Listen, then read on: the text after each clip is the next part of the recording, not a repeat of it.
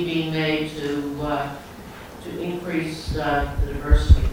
I think, yes, thank you, Senator. I think the Prodigy program conceptually was a good start in terms of recognizing the fact that the lack of diversity in the faculty and staff, specifically among underrepresented communities of color, African Americans, Latino, and Native Americans predominantly. But the problem that I had with the Prodigy program, and I still do, is that it is intended to bring along more diverse faculty and staff basically as openings occur within SUNY.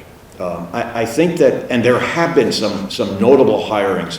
I know there were a couple at New Paltz, at the college at New Paltz, which was good. But I believe that it's necessary for SUNY to move aggressively. A couple of years ago, in our NY25 program that we proposed, an aggressive agenda for SUNY, we proposed that by the year 2025, 25% of the faculty and staff in SUNY should be made up of those who come from underrepresented communities. We're nowhere near that. The Chancellor showed those numbers, and he admitted we're not there. It's going to take a heavy emphasis on recruitment, but then, and I think you all know this, the difficulty is in retaining that faculty and staff, because you have individuals working through a pipeline, getting their PhD, they can now take on a role in the faculty. What oftentimes happens is institutions where the pay is much better then raid SUNY campuses and take those highly qualified individuals to work at their institutions. It's the retention that is as much of a problem as recruitment. Yeah, I was going to ask you about your New York 25 plan. That was going to be my second question. How's it going? Well, I think that we have certainly raised issues that are resonating. You know, it was, as the Chancellor mentioned earlier, he praised us for the medical EOP program. Well, that was part of NY25. It was the idea of the need to bring diversity into the healthcare professionals and to bring about much broader representation in all professions. And that was part and parcel of that NY25. And so we can point to that as a success. We can also point to the fact that, happily, we heard the Chancellor earlier talk about the need for much more funding for SUNY. We're on the same page there. But what there is, the need is extreme in order to begin to, as President Biden would say, build back better. I think there's an acknowledgement of that. And what NY25 has always been is basically be a lodestar for us to shoot for ambitious goals. And whether we achieve them or not, to make the effort to get there, I believe that is what is important as well. And your sometimes these are done incrementally. And in fact, about a year ago, the Chancellor and I had a long discussion on how we can improve the diversity, not just in the faculty and staff, but in the students. Yes. So that when a student graduates from one of the healthcare professions, whether it be medicine, nursing, whatever, they look like the clients and patients whom they're serving. Absolutely, that is so crucial in healthcare. I was visiting at the University of Buffalo, where they have an outstanding medical school, the Jacob School. And I was meeting with, this was prior to the pandemic, with leading students, a diverse group of students. And they talked about their experiences in communities of color in Buffalo and about the massive, the really remarkable difference in the reception that they got. These were overwhelmingly individuals who were African American, Latino, and they said the reaction they got from community members was much more positive than physicians who were white, who were in those communities and could not reach patients. And we saw that happening during the pandemic, during the worst days of the pandemic, and also in attempts to vaccinate populations. In native country, in reservations in the West that I know well, the reason that the vaccination rates are so high is because the individuals in the community who are both doing inoculating but also spreading the information are of the same nation. You know, on the Crow Nation, it's Crow. And so that has led to great success, and that's what's needed. Thank you.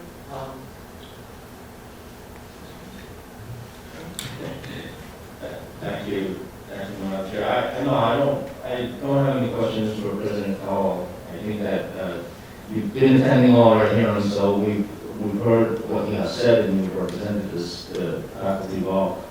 I would only say, well, I guess maybe one thing that you can chime in on is the university's plans to reverse the trend of enrollment declines. We talked a little, or I spoke a little bit about it with the chancellor earlier. He seems to think that, well, it's just part of the national trend and it's not much we can do about it. Do you think there's anything we could do about it? Absolutely. Okay. Yes, this is a solvable problem. And I think what, if I may be so bold, what was lost in the there's rare instances when I need to be told that, Senator, but thank you. What was lost in the conversation is fees and room and board. That students from the lowest economic standing who come to SUNY, the fact that they still have to pay because of the costs of certain fees and room and board and so forth, that's unconscionable.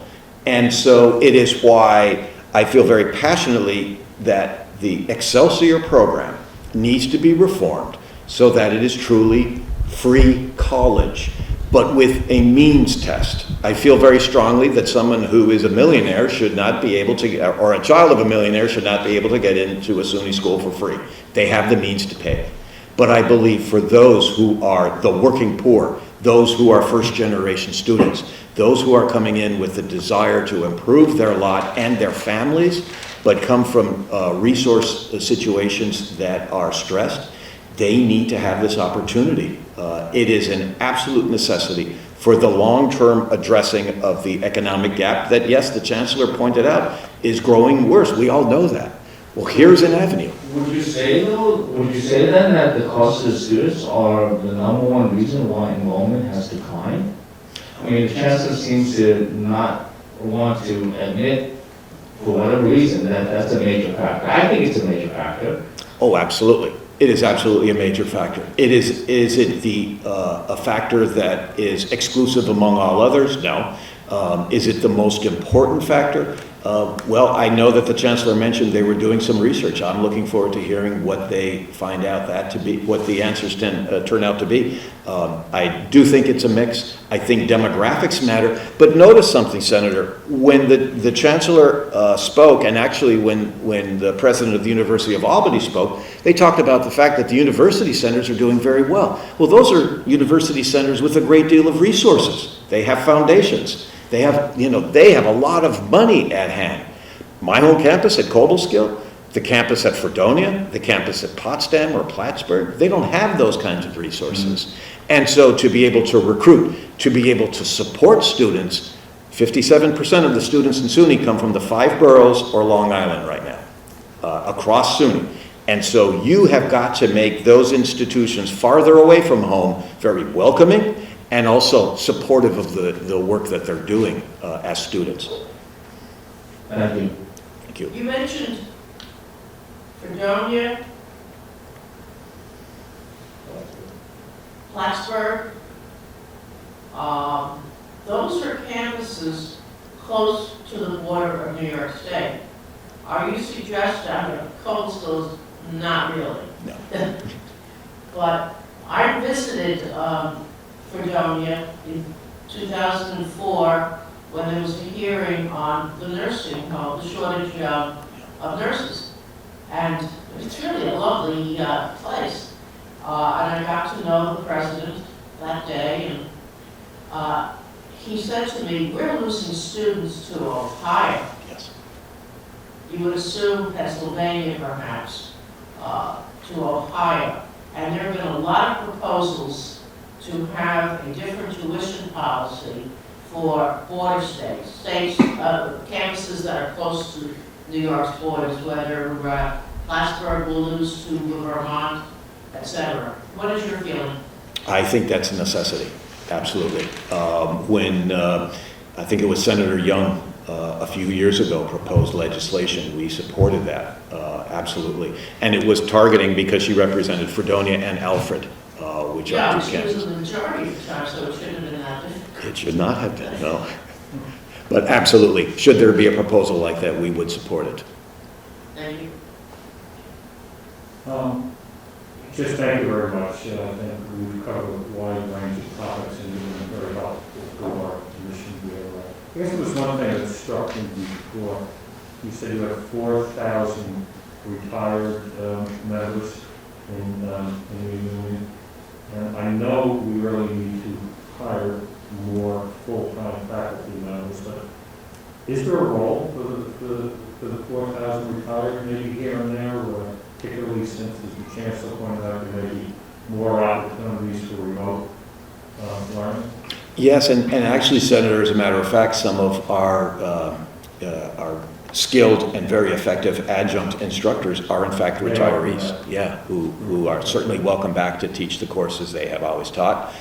When I started, well, I'm afraid to admit, but it was roughly 30 years ago at Kowal. The faculty member that I came in to replace was a retiree, but he continued to teach state and local politics. It was his specialization, and he taught it as a retiree, as an adjunct. A lot of going on. Yes, it is, and it's necessary, and we also utilize them. They're such great advocates for SUNY, as I'm sure you know, because you've been visited by them from folks from Stony Brook. And yeah, they're a wealth to our union and to our university system.